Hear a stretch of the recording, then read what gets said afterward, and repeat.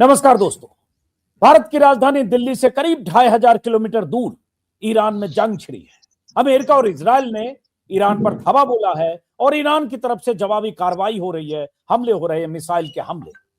और भारत से दिल्ली से ऐसे ही करीब करीब 2200 किलोमीटर दूर स्ट्रेट ऑफ हॉर्मुज है, जहां से तेल टैंकर्स गुजर कर दुनिया भर में जाते हैं, भारत भी आते हैं। भारत में जो तेल और गैस की सप्लाई होती है 50% लगभग उसी रास्ते से आते हैं, जिस रास्ते पर ईरान ने मोर्चा खोल रखा है और तेल टैंकर्स के आने की रफ्तार कम हो गई है। असर भारत में दिखने लगा है। कई शहरों से खबरें आने लगी है कि गैस की किल्लत हो रही है, रेस्टोरेंट्स बंद हो रहे हैं, कई तरह की फैक्ट्रियों पर तालाबंदी की खबरें आ रही है, पेट्रोल पंप पर भीड़ लग रही है। यूपी से कई तस्वीरें आई है, लेकिन प्रधानमंत्री चुप है, देश के वित्त मंत्री चुप है, रक्षा मंत्री चुप है, शीर्ष पर बैठे तमाम लोग चुप हैं। भारत ईरान पर हमले के बारे में कुछ बोलना नहीं चाहता और भारत पर जो असर पड़ रहा है उससे जुड़ी हुई खबरें सूत्रों के हवाले से अखबारों में छप रही है। लेकिन इस बीच विपक्ष लगातार सरकार की घेराबंदी कर रहा है। विपक्ष सवाल पूछ रहा है संसद से सड़क तक कि अमेरिका के सामने क्यों झुकी है मोदी सरकार। ईरान वार की आंच अगर भारत पर पड़ने वाली है तो भारत सरकार की चुप्पी का मतलब क्या है। विपक्ष सवाल पूछ रहा है, क्या भारत को तेल और गैस की किल्लत का खतरा है। लेकिन साथ में सवाल यह भी है कि ईरान और अमेरिका वार के बीच क्या करे भारत, क्या करे मोदी सरकार। ऐसे सवालों का जवाब जानने के लिए हमारे साथ आम आदमी पार्टी के सांसद राज्यसभा सदस्य संजय सिंह हमारे साथ हैं। संजय सिंह भी बहुत लगातार मुखर हैं, सरकार पर हमले कर रहे हैं, सरकार की नीतियों पर सवाल उठा रहे हैं। राहुल गांधी से लेकर प्रियंका गांधी के बयान तो आए ही। विपक्ष के तमाम नेताओं का रवैया मोदी सरकार को जिम्मेदार ठहराने का है और साथ में सवाल कि मोदी सरकार ट्रंप के सामने झुकती हुई क्यों नजर आ रही है, झुकी ही हुई क्यों। संजय सिंह जी, पहला सवाल तो आपसे यही कि क्या करे भारत सरकार। भाई, लड़ाई ईरान, अमेरिका और इजराइल में है, इसमें भारत सरकार क्या करे जो आप इतनी घेराबंदी कर रहे हैं। अजीत जी, आपको और आपके दर्शकों को नमस्कार। पहली बात तो यह कि भारत सरकार को कुछ करना ही नहीं था। यह झगड़ा भारत सरकार का था ही नहीं। इस झगड़े में तो तू कौन मैं खामखा, इनका कोई मतलब नहीं था। जाके खामखा इस गले पड़ गए इजराइल के, जाके फर्जी मेडल पहन के वापस आ गए और 2 दिन के बाद युद्ध हो गया। उस युद्ध में 160 स्कूली बच्चियां मारी जाती हैं, प्रधानमंत्री खामोश। ईरान के सुप्रीम लीडर मारे जाते हैं, प्रधानमंत्री खामोश। ईरानी नौसेना का जहाज जो हमारा मेहमान था, वापस जाते हुए अमेरिका उसको उड़ा देता है। 100 से ज्यादा नौसैनिक मारे जाते हैं ईरान के, प्रधानमंत्री खामोश। तो प्रधानमंत्री पता नहीं किस गुफा में छुपे हुए हैं और उन्होंने जानबूझ के ईरान से अपने रिश्ते खराब कर लिए। अब आप कह रहे हैं कि भारत सरकार करे क्या। जब आपके रिश्ते अच्छे थे, आप अपने रिश्ते ईरान से अच्छे बना के रखते। भारत को कम से कम तेल और गैस का जो ये संकट पूरे देश में मंडरा रहा है, इस संकट से तो मुक्ति मिल जाती, क्योंकि प्रधानमंत्री को पता था कि यह संकट आएगा। मैं पूरी जिम्मेदारी से आपके चैनल पे यह बात कह रहा हूं। मैं 2 दिन से 267 का नोटिस दे रहा हूं कि इस मुद्दे पे चर्चा कराई जाए और जब सदन में चर्चा होगी तो मैं बात रखूंगा कि यह प्रधानमंत्री के द्वारा प्रायोजित, प्रधानमंत्री के द्वारा जबरन देश की जनता को महंगाई की आग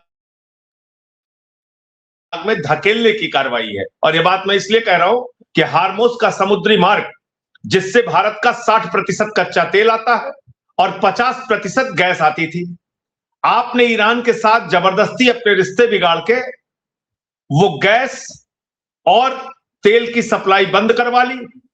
आज रूस और चीन के जहाज उस रास्ते से पार हो रहे हैं, हमारे जहाज पार नहीं हो रहे हैं और जगह जगह लाइनें लगी हुई हैं।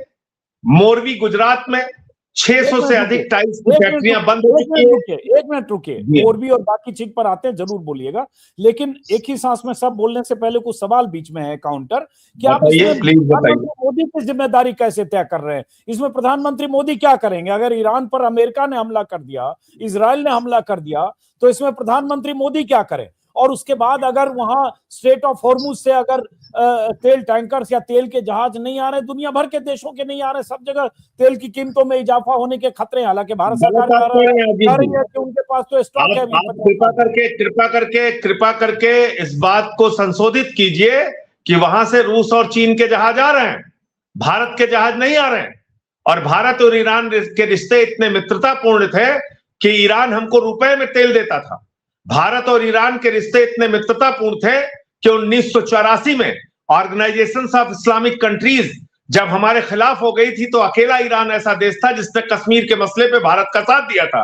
भारत और ईरान के रिश्ते इतने मित्रतापूर्ण थे कि 60,000 करोड़ रुपए की धनराशि जो तेल का बकाया था, उन्होंने कहा आप अपने अर्थव्यवस्था में भी इस्तेमाल कीजिए, बाद में हमको लौटा दीजिएगा।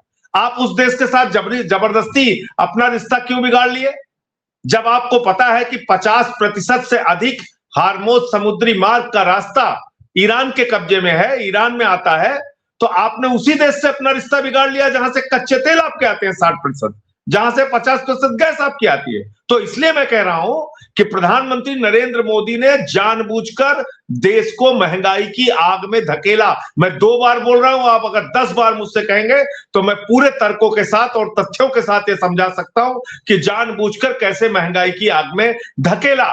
आप मुझे बताइए, पूरी दुनिया में कि भाई अमेरिका ने टारगेटेड ढंग से ईरान पर हमला किया, उनके सुप्रीम लीडर खामेनेई समेत 40 लोगों को मार दिया, और उसके बाद जो भी जंग के हालात है आज 11 दिन। आप इसका समर्थन करते हैं? क्योंकि आप विपक्ष में हैं, इसलिए दुनिया के प्रधानमंत्री मोदी को घसीट कैसे रहे वो जरा समझना चाहते हैं। दुनिया के सबसे बड़े लोकतंत्र के रूप में आप इसको जायज मानते हैं?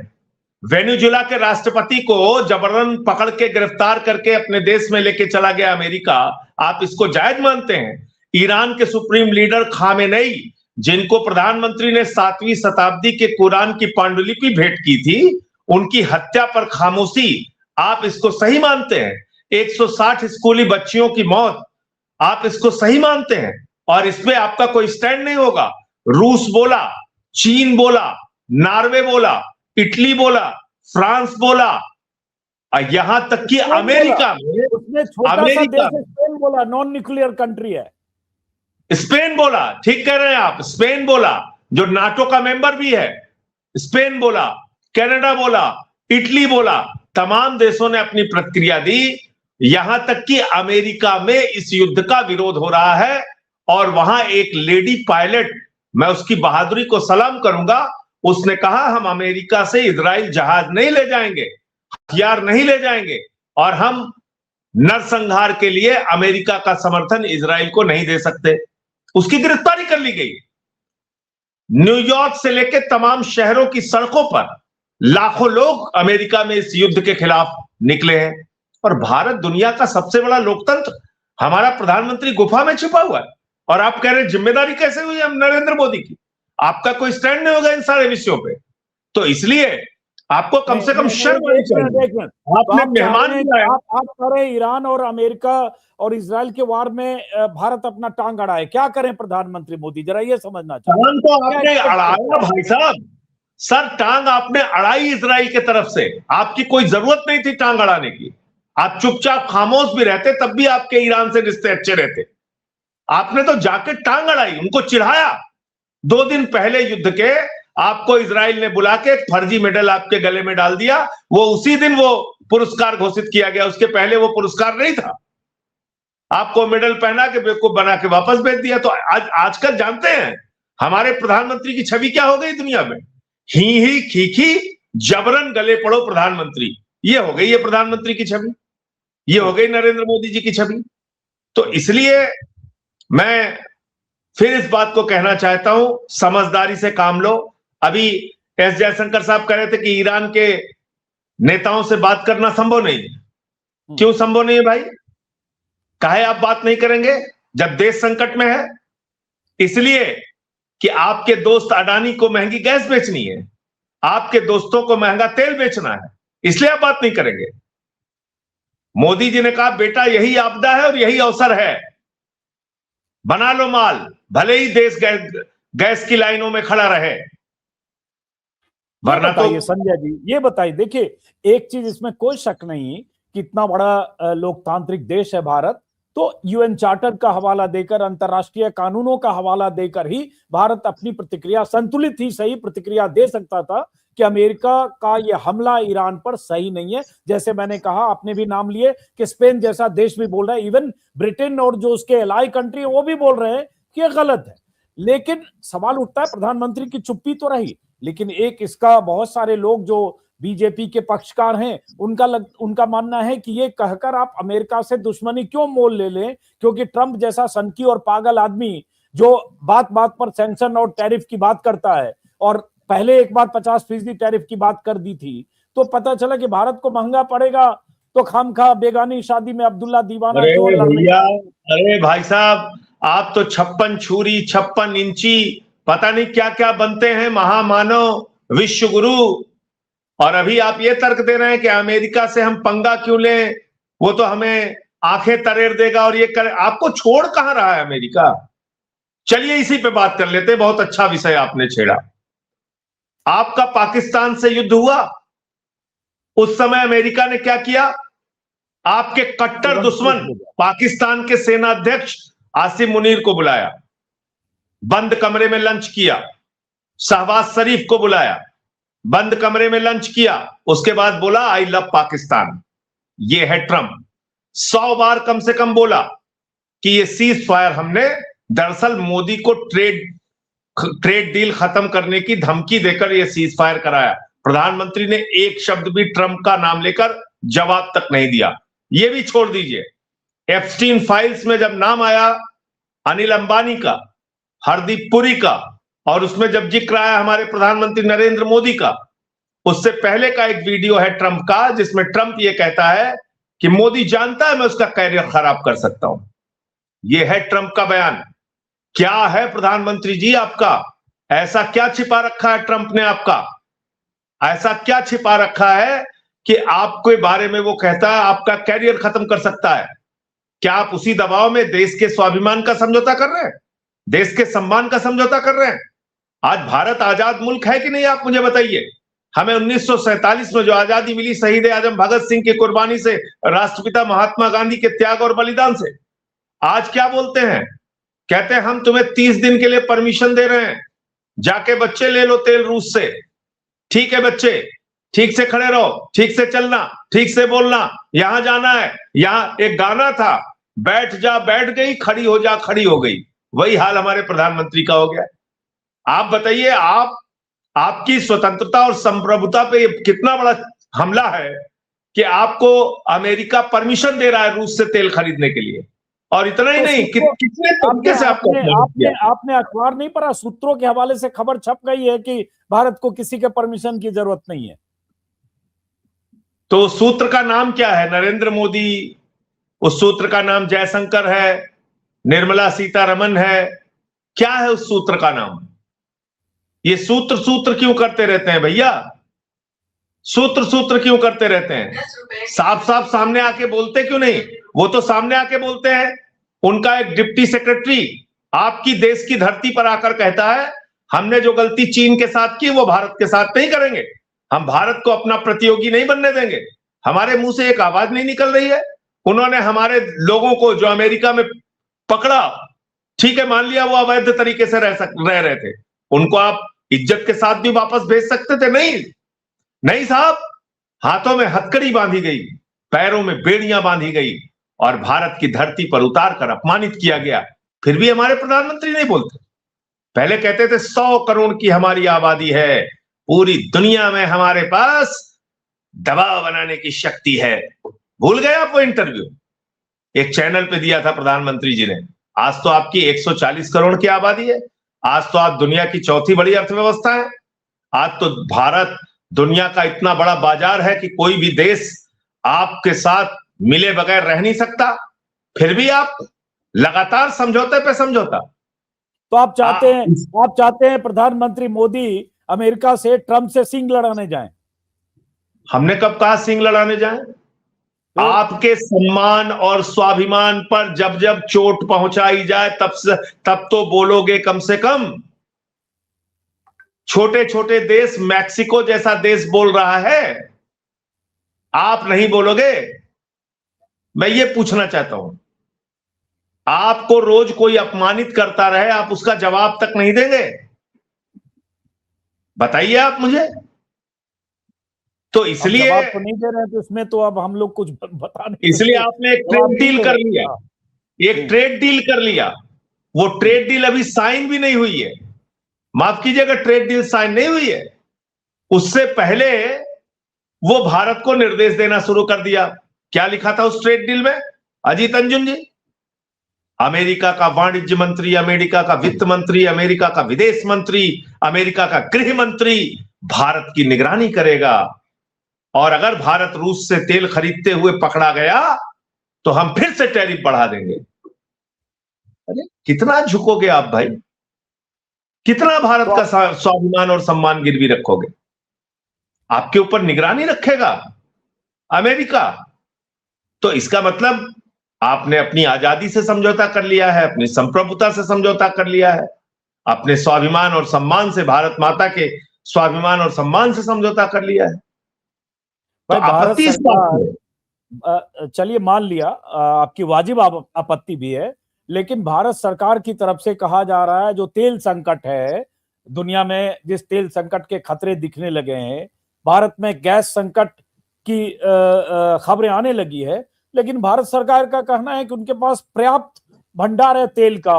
कहीं से खबर आ रही 60 दिन, कभी 65 दिन, कभी 55 दिन, कभी 70 दिन, जो भी है, 74 दिन भी, 74 दिन भी। अब जैसे आज ही की अखबार की हेडलाइन है सामने, क्या दुनिया में तेल संकट, पाक बांग्लादेश हाफने लगे, भारत बोला यहाँ कमी नहीं।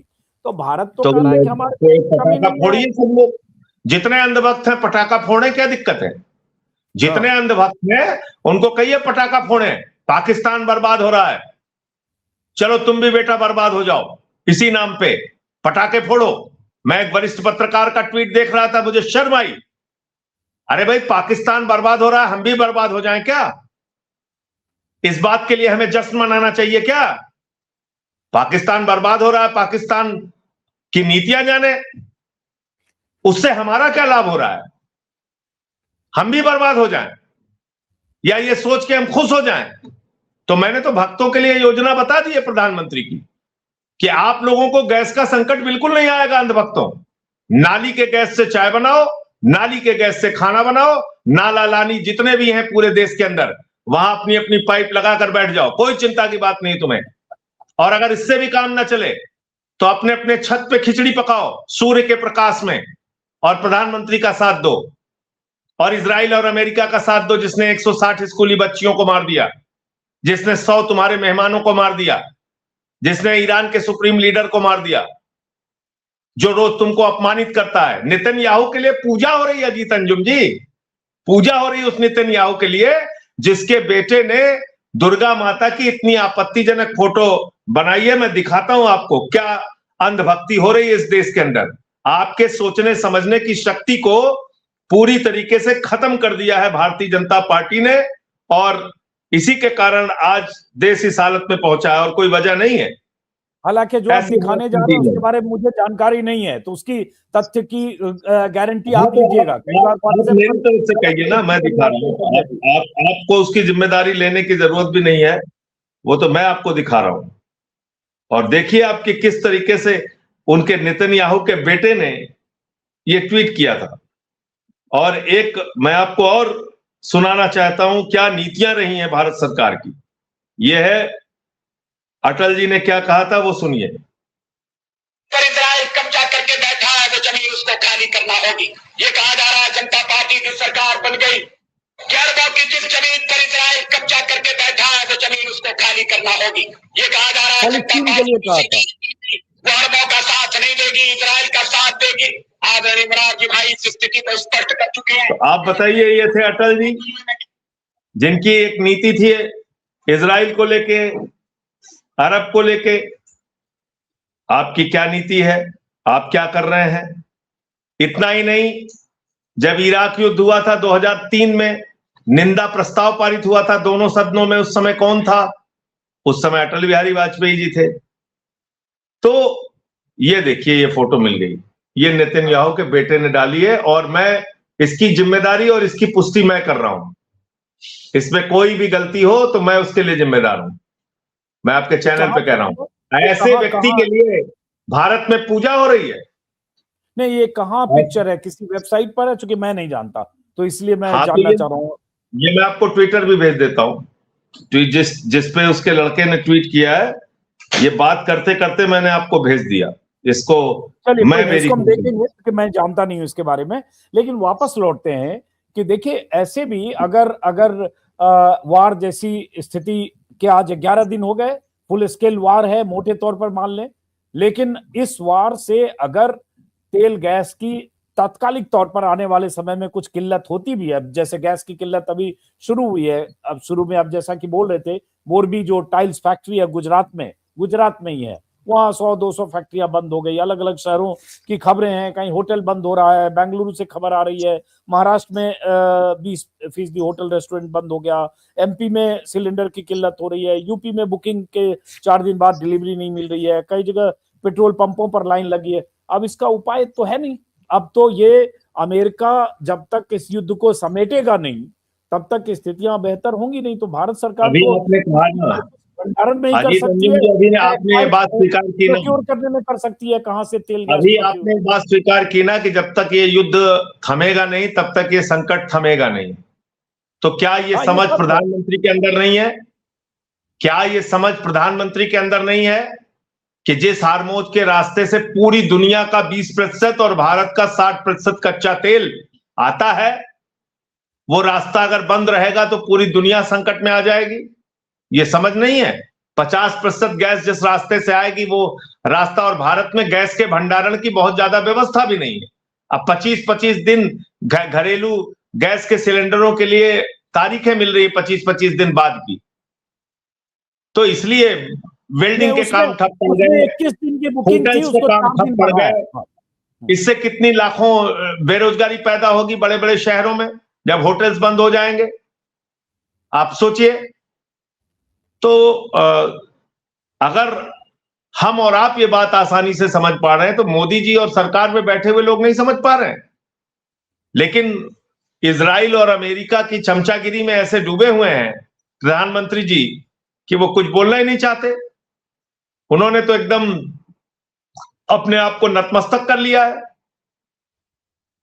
तो इसलिए वो नाप के तोल समय रहे होंगे ना भाई। देखिए, आपको बोलने में के लिए, भाषण देने के लिए, सरकार को घेरने के लिए नापने तोलने की जरूरत नहीं। तराजू लेकर प्रधानमंत्री हैं, देश की जिम्मेदारी है, तो नापेंगे तोलेंगे कि क्या बोले उससे नुकसान हो, कहाँ चुप रहे उससे फायदा हो, या चुप्पी तो से कम भैया से कम उखली में सर डालने की आपको क्या जरूरत थी?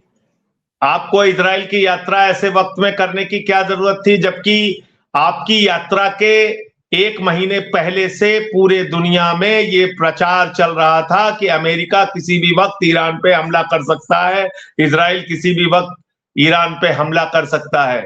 इतने आप बच्चे हैं, इतनी बचकानी समझ है आपकी, फिर तो आप देश के प्रधानमंत्री होने के काबिल नहीं है। तो क्या है ये एप्स्टीन फाइल्स का दबाव है? क्या है ये? क्यों इतना झुके हुए हैं? क्यों भारत के प्रतिष्ठा को इतनी चोट पहुंचा रहे हैं आप? ये सवाल है मेरा प्रधानमंत्री जी से। और मैंने 267 का नोटिस भी दिया था चर्चा के लिए, 2 दिन लगातार दे चुका हूं, एक्सेप्ट नहीं हुई नोटिस हमारी। तो जब वो चर्चा होगी तो मैं सारे विषय रखूंगा देश के संसद में। बीजेपी के नेताओं को लगता है कि विपक्ष को कूटनीति की समझ नहीं है, चाहे राहुल गांधी हो, चाहे आम आदमी पार्टी के नेताओं, कूटनीति नहीं जानते, इसलिए खामखा चाहते हैं कि जब जंग जैसी स्थिति है उसमें कुछ बोलें, बयानबाजी करें और उससे भारत का नुकसान हो जाए। तो इसलिए देखिए, सब सोच कूटनीति तो हम लोग जानते हैं, में उस तरह से सरकार काम कर रही है। देखिए, कूटनीति तो हम लोग जानते हैं, थूक नीति हम लोग नहीं जानते। दिक्कत यह है कि थूक के चाटने वाली ये जो नीति है, कभी आप कहोगे कि अरे अरे अरे अरे ये ट्रंप के ऊपर भरोसा कर रहे हो तुम लोग, ये तो महा मूर्ख आदमी है, ये तो मतलब नॉन सीरियस आदमी है, इसकी बात पे आप कैसे भरोसा कर सकते हो? कभी आप कहोगे वो ट्रंप तो भगवान है, उसकी बात पे भरोसा क्यों नहीं करोगे? तो इसको कहते हैं ही खीखी जबरन गले पड़ो प्रधानमंत्री की ये जो नीति है, इससे देश को नुकसान हो रहा है। उनकी छवि एक नॉन सीरियस नेता की पूरे देश में, विश्वगुरु नहीं है, जबरदस्ती के विश्वगुरु बने हुए हैं। ये कोई नीति थोड़ी है आपकी। आपको धमका के ट्रेड डील कर लेता है, आपसे कहता है भाई भारत में अमेरिका के सामान पे 0 टैक्स लगेगा। बोले हाँ साहब।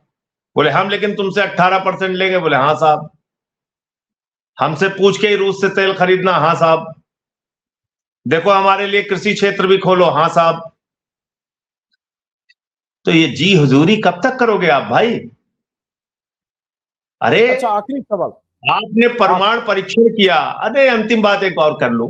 अजीत अंजुम जी कुछ अंधभक्त प्रचारित कर रहे हैं कि 65 में और 71 में ईरान ने पाकिस्तान का साथ दिया था। कौन था तब पाकिस्तान ईरान का शासक?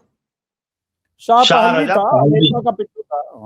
अमेरिका का पिट्ठू शाह रजा पहलवी।